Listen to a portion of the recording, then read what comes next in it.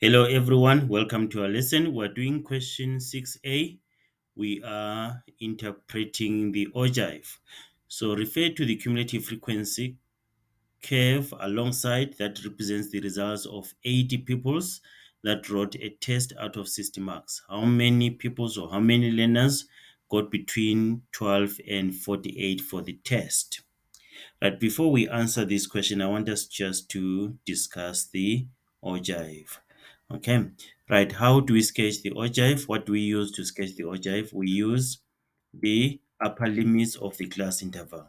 But remember, the first point will come from the lower limit of the first class interval so that our graph is rooted, is on the x-axis, and then thereafter you use the upper limits and the cumulative frequency. Okay, right. So the first point here that we have is this point, which is 10. So it means 10 learners there. Right, so we write 10 learners here. So what is the frequency? The frequency is 10. And then now it means 10 learners got 12 out of 60 and less. These are the number of learners that got between from 0 to 12. Okay, from 0 to 12.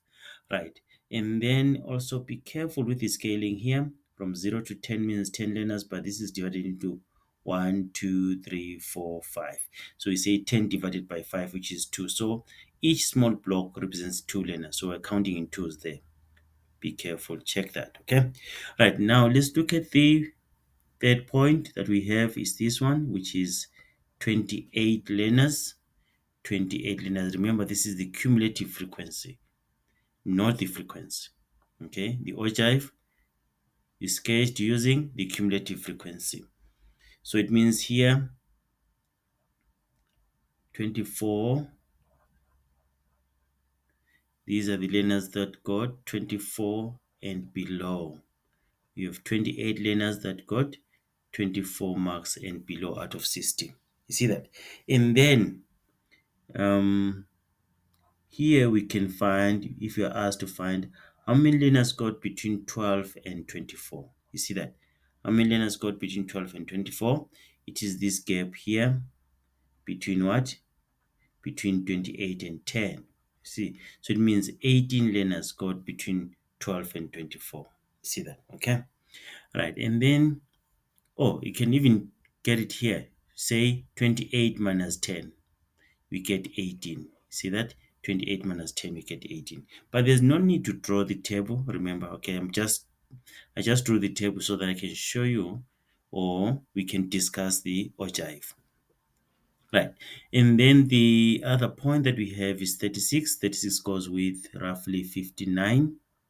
Right, 59 is there. Okay, 59 is there. And that is 59. So it means 59 learners got 36 marks and below out of 60. But now if I say how many learners got between 24 and 36? How many learners got between 24 and 36? These are the learners. 59, 28 to 59. Cumulative frequency is 59.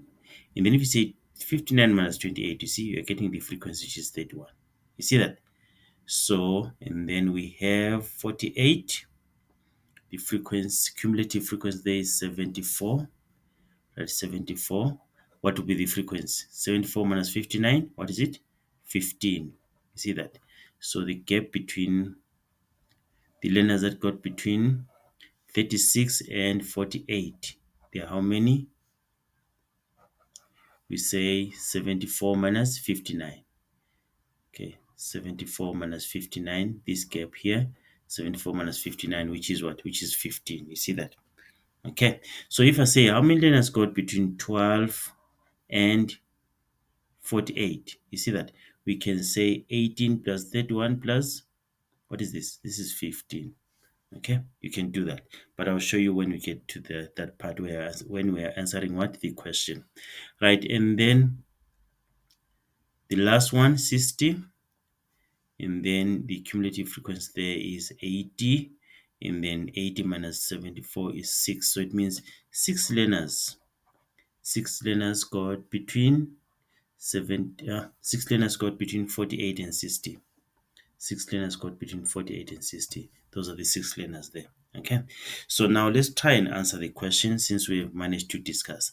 How many people's got between 12 and 48? You can try to answer this one before I show you.